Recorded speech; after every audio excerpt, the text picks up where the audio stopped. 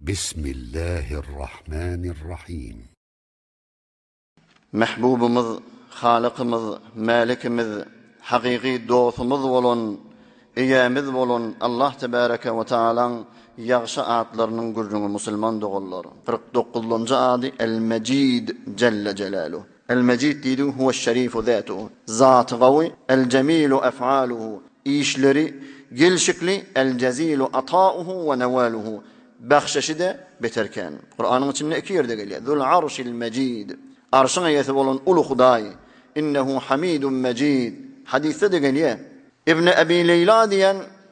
أولياء علماء ايتيا پیغمبر مدن كعب ابن أجر ديان صحابتنا تتشتم شون ايت ثغبر ثوت بر ماين مديد هو بر أنه پیغمبر مدن ثوردق يا رسول الله ثغ ناجل سلام برمانا اولتنثن السلام عليك أيها النبي ديب التحيات أقياث التحيات أدو ناجل الثلوات ايدي لثغ ايبار هدايا شون اولتيدك شون پیغمبر مدايتي اللهم صل على محمد وعلى آل محمد إلى آخره تقول نماذن سن أقيان سلوات لمض شلور اولتيا اللهم صل على بلن اللهم بارك على شنجر سلوات ايضا نادية آخرنا لما شون إنك حميد مجيد ثن اوليان ولدر ثندي خداي تعالى مجيد عدو الناجري يا شمالي خداي تعالى ödüne مجيد دي يعني اولي خداي تعالى ثن اولمالي نعم بلن بهترين اولمالدادن قرآن قيمه بلن خداي تعالى قرآن نعم ديدي بل هو قرآن مجيد قاف والقرآن المجيد قرآن اولو ديدي مجيد ديدي ثن قرآن قيمه بلن خداي تعالى الله خداي تعالى شريعتنا اولثن خداي تعالى قرآن اولثن خداي تعالى ödün اولثن Huday Taala'nın doğatlarını ullasan, dünyada ahirette Huday Taala sana da ulluk verir. Ve adın hasiyetinden hayth adamın innamında bir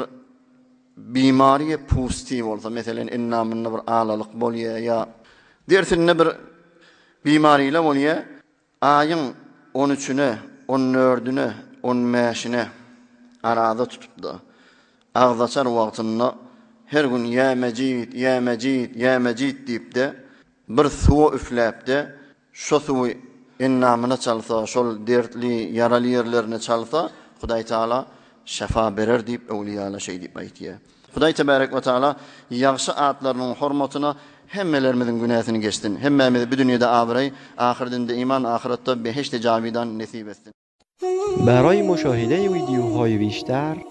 به کانال یوتیوب سخنرانی های علمای ترکمن سر بزنید، مشترک بشید و منتشر کنید، اجر ببرید.